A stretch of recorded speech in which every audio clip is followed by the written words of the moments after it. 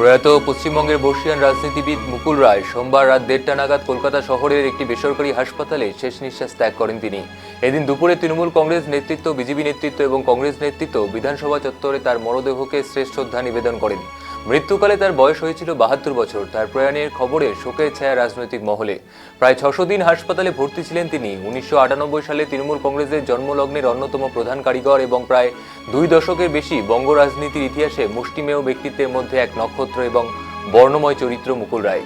UPA আমলে 6 মাসের রেলমন্ত্রী এবং প্রায় 3 বছরের কাছাকাছি কেন্দ্রীয় জাহাজ এবং বিমান বন্দর মন্ত্রণালয়ের প্রতিমন্ত্রীর দায়িত্ব সামলেছেন মুকুল রায়। 2012 সালে রেল বাজেট নিয়ে মুকুল বিতর্কের কেন্দ্রবিন্দু হয়ে উঠেছিল, যখন মমতা বন্দ্যোপাধ্যায় যাত্রী ভাড়া বৃদ্ধির বিষয়ে অসন্তোষ প্রকাশ করেন এবং তৎকালীন রেলমন্ত্রী তথা ব্যারাকপুরের তৃণমূল সাংসদ দীনেশ ত্রিবেদীর পদত্যাগ দাবি করেছিলেন। দীনেশ পদত্যাগ করার পর মুকুল ভারতের রেলমন্ত্রী হন এবং তিনি প্রাক্তন রেলমন্ত্রী দীনেশ ত্রিবেদীর পরিবর্তিত ভাড়া বৃদ্ধির প্রত্যাহার করেন এবং যেই ঘটনা তীব্র সমালোচনার সম্মুখীন হয়। পরবর্তীতে খুচরো ব্যবসা এবং বিমানবন্দর যাত্রার খাতে 51% এফডিআই অনুমোদনের কারণে ইউপিএ 2 জোট থেকে তৃণমূল কংগ্রেস বেরিয়ে যাওয়ার পর মুকুল রায়ের রেলমন্ত্রীর মেয়াদ 2012 সালের সেপ্টেম্বর মাসে শেষ হয়ে যায়। 2017 সালের 25শে সেপ্টেম্বর তৃণমূল কংগ্রেস থেকে পদত্যাগ করেন মুকুল রায় এবং তারপর তৎকালীন কেন্দ্রীয় অর্থমন্ত্রী অরুণ জেটলি এবং বিজেপির জাতীয় সাধারণ সম্পাদক কৈলাস বিজয়বর্গীর মতো কেন্দ্রীয় বিজেপি নেতাদের সাথে সাক্ষাতের অভিযোগে মুকুল রায়কে 6 বছরের জন্য তৃণমূল কংগ্রেস থেকে বরখাস্ত করা হয়।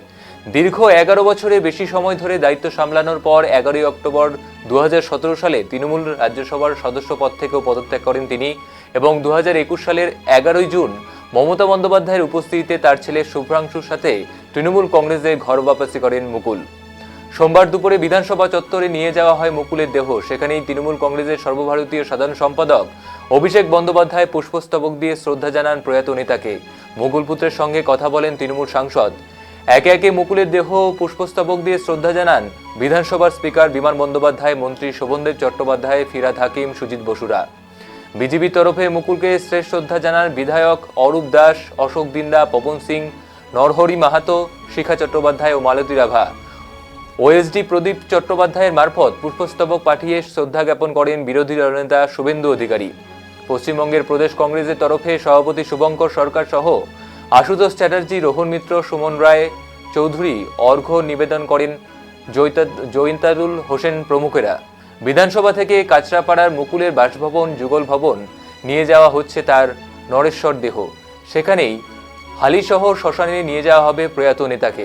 এই মুহূর্তে যা ঘিরে শোকের ছায়া নেমে এসেছে রাজনৈতিক মহলে।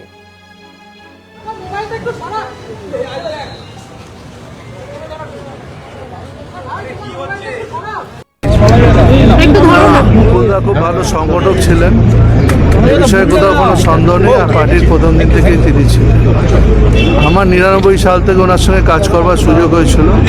মমতা ব্যানার্জির নির্দেশে যখন আমি তৃণমূল কংগ্রেসে যোগ দিই, তখন মুকুলদার সঙ্গে কাজ করবার সুযোগ হয়েছে। তা মুকুলদা এমনি আমি দেখেছি খুব ভালো সংগঠক ছিল, শান্ত মাতার লোক ছিল। তিনি মারা গেলেন, এটা আমাদের কাছে অত্যন্ত দুঃখের।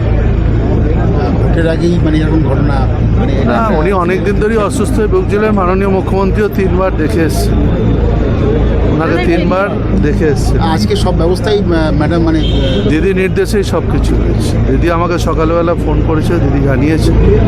তারপর আমি অ্যাপোলোতে গেছি, অ্যাপোলো থেকে আমরা বিধানসভা অব্দি নিয়ে এসেছি।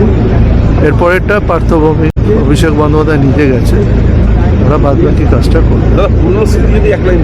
পুরো স্মৃতি অনেক আছে, মুকুলদার সাথে প্রচুর গল্প।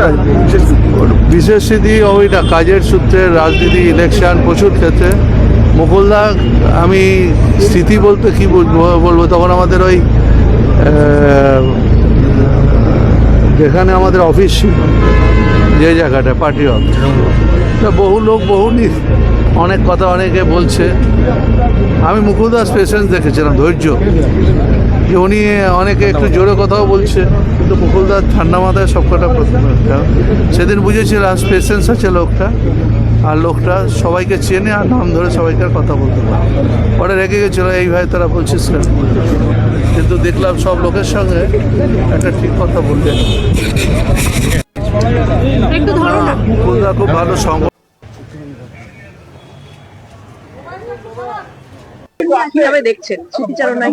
আমাদের দলের যে উত্থান, মমতা বন্দ্যোপাধ্যায়ের লড়াই, সেই লড়াইতে মুকুল নিঃসন্দেহে একটা ভূমিকা পালন করেছিল।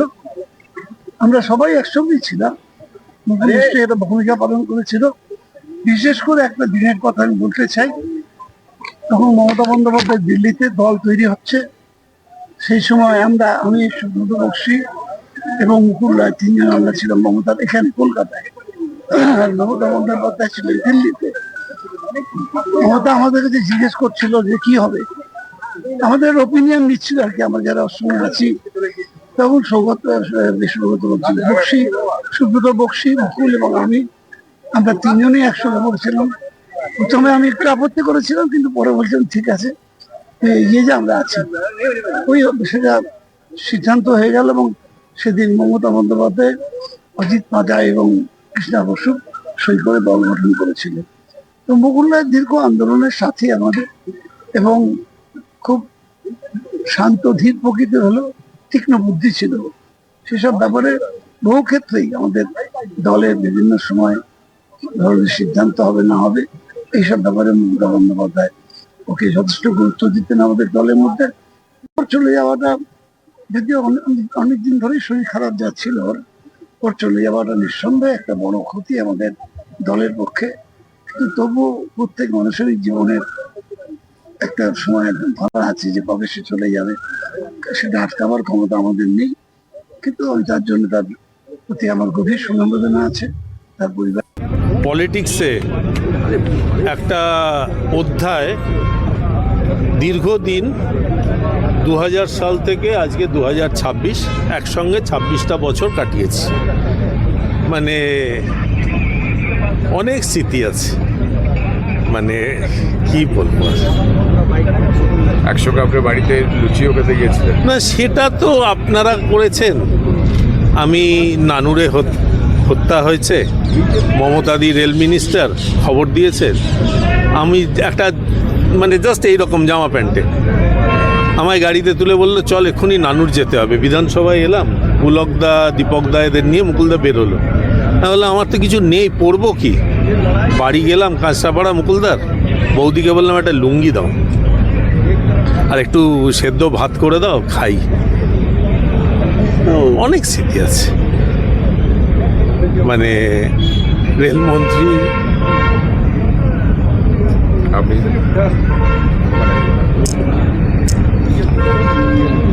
আপনি কি কাঁদছেন?